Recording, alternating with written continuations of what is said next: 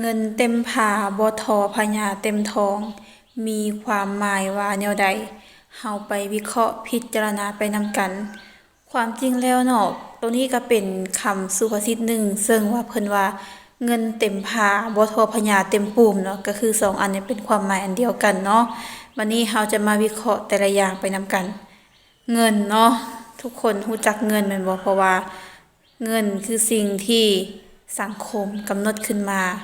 เป็นมูลค่าที่ว่าเราจะต้องใส่ใจายในการแลกเปลี่ยนเครื่องของสินค้าอหย่างต่างๆ ทุกคนล้วนแล้วแต่ต้องใส่เงิน ในสมัยปัจจุบันเนาะถ้าว่าบ่มีเงินเนี่ยแม่นอยู่ยากเนาะเพราะว่าทุกอย่างมันต้องใส่เงิน แม้แต่กระทั่งเฮ็ดหยังนักเรียนบางคนเนาะสิไปโรงเรียนคันพ่อแม่บ่ให้เงินก็ยังบ่ยอมไป ถ้าเฮาอยา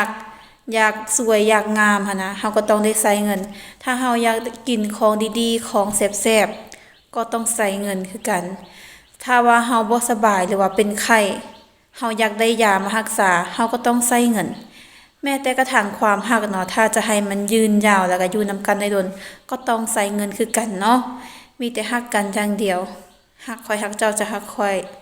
บ่สามารถกินได้ทุกอย่างมันมีค่าใช้จ่ายใส่โทรศัพท์ก็ยังต้องได้จ่ายค่าอินเทอร์เน็ตแม่นบ่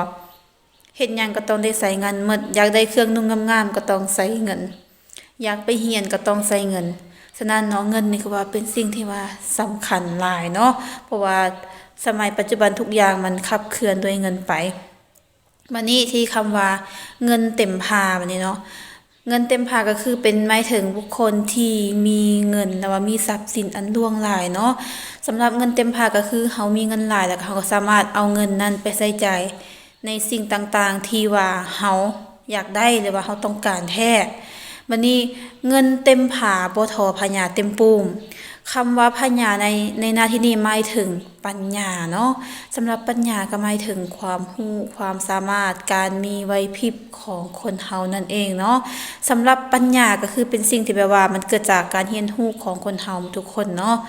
แล้วเมื่อที่เฮาเรียนรู้ไปแล้วหั้นนะเฮาสามารถนำใช้มันได้ตลอดไปโดยที่บ่มีวันหมดต่อให้เฮาจะใช้ไปแล้วใช้ไปน้อยหรือว่าใช้ไปหลายส่ำใด พญาหรือว่าความรู้ที่เฮามีนั้นมันก็บ่มีวันหมดยิ่งเฮาใส่หลายส่ำใดก็ยิ่งจะเฮ็ดให้เฮามีความรู้เพิ่มเติมแล้วก็มีประสบการณ์หลายส่ำนั้นเนาะอันนั้นก็คือพญาเนาะแล้วบัดนี้ที่ว่าเงินเต็มผาบ่เท่าพญาเต็มปูมนี่จะสื่อให้เฮาเห็นถึงว่าเงินนี่มันบ่สามารถซื้อได้หมดทุกอย่างบนโลกใบนี้เนาะคือตัวอย่างว่าความรักความอบอุ่นเงินก็บ่สามารถซื้อได้ หรืออีกอันหนึงก็คือความจริงใจของคนเฮาเนาะเงินก็บ่สามารถซื้อได้อาจจะซื้อได้ในช่วงระยะสั้นๆตัวอย่างว่าผู้หญิงคนหนึ่งเนาะมีเงินหลายๆเอาเงินนั้นไปซื้อใจกับผู้ชายคนหนึ่งที่เรารักผู้ชายคนนั้นถ้าว่าเป็นคนที่รักเราก็ดีไปเนาะก็คือเหมาะสมกับการทุ่มเทของเราแต่ถ้าผู้ชายคนนั้นบ่ได้รักเราเลยก็จะอยู่กับผู้หญิงคนนั้นเพียงแต่ว่าเงินนั้นเพราะเงินของเราเองนะเพราะเงินของผู้หญิงคนนั้นก็คืออยู่นำเพราะว่ามีเงินแล้วมื้อใดมื้อหนึ่งถ้าว่าเงินหมดไปผู้ชายคนนั้นก็อาจจะไปคือกันเนาะอันนี้ก็คือเงินเนาะอาจจะซื้อให้อยู่ได้ในช่วงระยะเวลาหนึ่งแต่ว่าบ่สามารถซื้อได้ให้อยู่ในระยะยาวได้เนาะเงินบ่สามารถซื้อความจริงใจได้เงินนี่มันจะอยู่บนพื้นฐานของผลประโยชน์เนาะคือทุกคนเข้าใจเนาะก็คือแบบได้มาค่อยให้เจ้าเจ้าให้ค่อยจะมีเงินให้ค่อยไปเฮ็ดเวียกให้เจ้าค่อยเอาเงินให้เจ้าเจ้ามาเฮ็ดเวียกให้ค่อยมันเป็นแบบนี้หั่นนะเงินมันมีการแลกเปลี่ยนซึ่งกันและกันแล้วถ้าว่ามื้อใดมื้อหนึ่งหั่นนะถ้าว่าเป็นคนที่บ่จริงใจหรือว่าเห็นแก่ตัวหั่นนะถ้าว่าเงินหมดมิตรภาพก็หมดความสัมพันธ์ก็หมดเนาะแต่ว่าคือเปรียบเทียบกับพญาหรือว่าปัญญาของคนเฮานี่แม่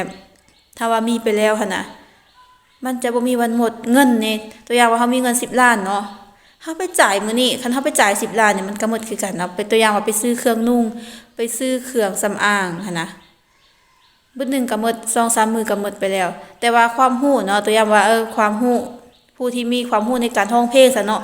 ไปร้องเพลงเนาะไปร้องเพลงมางานนี้ไปรับจ้างเอาแต่ว่ามื้ออื่นเฮาก็ยังสามารถไปร้องได้คือกันมันบ่หมดยิ่งใส่ก็ยิ่งได้เนาะหรือถ้าว่าผู้ใดที่แบบว่า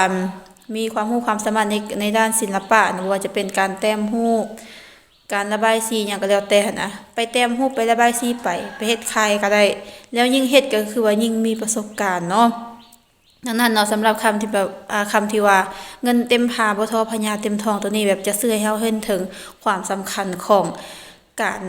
มีความรู้ความสามารถมีสติปัญญาที่ว่าฉลาดหลักแหลมเฮาบ่ควรที่จะมีเงินอย่างเดียวนะเฮาต้องมีความรู้มีความสามารถพร้อมเพราะว่าเงินมันมียามหมดแต่ว่าปัญญาแล้วก็ความรู้ความสามารถของเฮามันจะอยู่กับเฮาไปจนวันตาย